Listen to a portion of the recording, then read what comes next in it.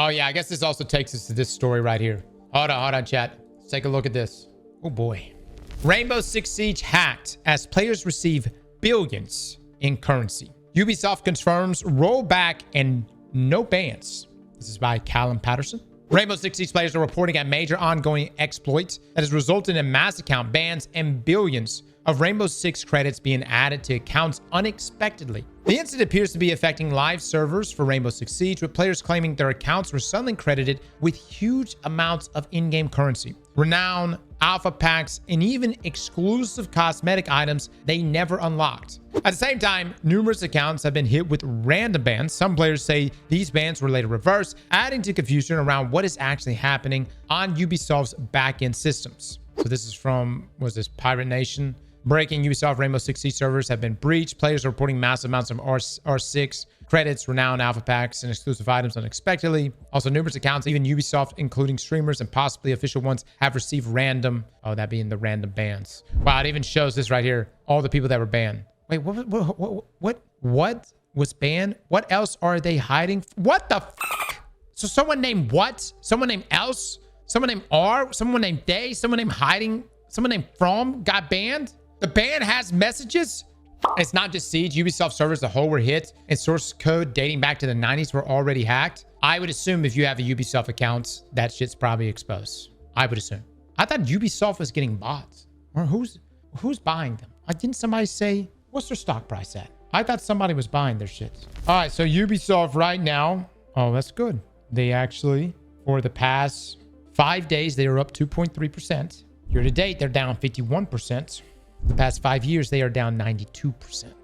Yikes. It's probably not going to help them. I wouldn't be surprised if tomorrow's pretty rough. Tomorrow's Monday. Yeah. All right. Players across PC and consoles have shared screenshots showing balances jumping into the billions for R6 credits, Siege's premium currency. Others claim they were banned shortly after logging in, even if they did not spend or interact with the newly added currency. The post also claims that some accounts linked to streamers and possibly official Ubisoft profiles were affected, suggesting the issue is not limited to regular player accounts. Ubisoft has now acknowledged the situation publicly. We're aware of an incident currently affecting Rainbow Six Siege. Our teams are working on a resolution. We'll share further updates once available. Nobody will be banned for spending credits received. A rollback for all transactions that occurred since 11 a.m. UTC is underway. The ban ticker was turned off in past updates. Any messages seen were not triggered by us. Siege and its in-game marketplace were intentionally taken offline while teams work to stabilize systems and complete the rollback. Ubisoft added that its priority is ensuring players are able to access the game normally once services are restored. The publisher has not yet provided a timeline for when servers will be fully backed online, but said further updates will be shared as work continues. Okay, so obviously they're doing rollbacks. Is this another Lizard Squad situation? Y'all remember back in 2014? I remember because I got off work for an entire week. I had been looking forward to this week for so long. So excited. Christmas time was rolling around. It was going to be me during the holiday, sitting in my underwear, playing a shit ton of video games. Primarily Destiny at the time. However, during that 1 week time frame, I think it was all of like PlayStation Network was knocked offline. Went full Lizard Squad. I mean, Lizard Squad was like posting up tweets nonstop. They were pretty much just talking shit while they were taking the game, while they were taking PlayStation offline. Oh, dude, it's terrible. I couldn't play anything. I didn't have a PC or nothing at the time. I couldn't play a damn thing. Essentially, you know, I don't know if like Lizard Squad was like what their goal was, but I hated those motherfuckers. Those guys. I mean, dude, those guys. Dude, you can, if you want to knock off, you know, PlayStation Network or some other game, do that shit in the middle of a damn random Monday outside of the holidays. You do that shit in the middle of like peak gaming time during the holidays when people got downtime. Fuck you. There was no goal, just chaos, which that's the question here. I guess the goal of this was just purely chaos, just to cause chaos. Yeah, I don't know, guys. I don't know what this really means. I mean, Ubisoft is kind of already in a shitter in a lot of ways. I wouldn't be surprised if they take a hit this week, but there's, I mean, again, we just went over the share price down 92% over the past 5 years. So, and as far as I remember us discussing, I thought they were being acquired by someone, but I guess that hasn't been moved on yet. Shares don't matter anymore. They're going private. And someone still has to buy that shit. You know what I mean? There's still a buyout. So share price obviously does matter. Ubisoft is shit tier like EA and Activision. I'm not trying to glaze Activision or EA, but I think both of those companies had their shit together in comparison to Ubisoft. Hence their huge acquisition costs. Ubisoft also had their shit together and then they just lost it. Yeah, about 10 years ago. Look. There was a time frame where I thought Ubisoft was the greatest gaming development company on planet Earth. I shit you not. There was a time frame where we thought Ubisoft, and they didn't. They did not miss, dude. It seemed like they were making everything. And they were constantly cooking, brother. Cooking. That era of when Assassin's Creed was peak, when Far Cry was peak, when they seemed like they were essentially, you know, even when the Division first rolled out, it seemed like everything that Ubisoft touched, they were going to make a huge splash. I mean, look, man, they got to give Ubisoft credit. That time frame, they popped, dude. They popped. But a lot of those developers left. They had everything, and I love Watch Dogs series too. Oh, man, dude. I still remember getting Black Flag and playing. I played so much Black Flag. I played so much Far Cry. Holy shit, dude. Far Cry 3 was like, I thought I was in the jungle when I played that game. I mean, I would be like inches from my monitor. And I remember playing that game, and as I was going through the grass, I was like, I can smell it. I can feel the grass right now. Because I felt that immersed in Far Cry 3. But then Ubisoft, I don't know, man.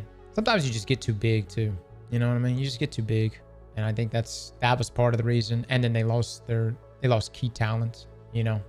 Ubisoft and Bethesda are the biggest flops of all time. Here's what Bethesda has going for it. The Fallout show. I gotta say, man, Bethesda got the Fallout show. Starfield shit. I did enjoy the Oblivion remake this past year. Granted, that was made by another studio, but it was still very good. I think that we could talk shit about Bethesda. I don't think there's anything Ubisoft can drop that would overly excite me at this point. But Bethesda, they came out and said, here's the new Elder Scrolls game. I'm gonna play that. I'm gonna play it, dude. Let me ask you guys on the topic of Ubisoft, though. What is an absolute win they could do right now? Like right now, going into 2026, what is something they could do, announce, that would make you go, I need to play that. I need that. The Division 3. Wow. Are they making the Division 3? Is that even a thing? Watch us get the Division 3 before Destiny 3. They're working on the Division 3. However, they are releasing Division Survivors before it. All right. I'll play it. Dude, I like the Division. I'm gonna be honest. I tell you, this is what I owe to the Division. I started doing YouTube content back in Destiny 1 2014. And then I got out of it because, you know, essentially needed to move on and start working and take care of life shit. And then the Division dropped. I tell you, Division was, again, to me, it was so good. I thought it was. It was so good that it actually made me like fire the YouTube channel back up. We actually were like, all right, I'm gonna make a video of this shit. I'm gonna stream a little bit. So it wasn't necessarily Destiny that brought me back. It was actually Division that brought me back. I had a great time playing it, man. I have no idea what the Division 3 needs to bring. Like, I don't even want to like pretend to know what a Division 3 needs to be. And I would leave that entirely to the core community that has continued to play Division. But I am curious to know like what Division 3 is supposed to do differently than the other previous two Division games. A fucking in-game. Yeah, an in-game would be nice. You know, yeah. The Dark Zone in the original Division was so good and so ahead of its time. It really was. The Dark Zone was pretty sick, dude. Dark Zone was like the first extraction shooter, right? In a lot of ways, I think so. I think, correct me if I'm wrong, I think Dark Zone was like the original extraction shooter. I mean, you went in there with your gear. You can kill people and take their stuff. I can't remember if you lost everything. Did you lose everything in the Dark Zone?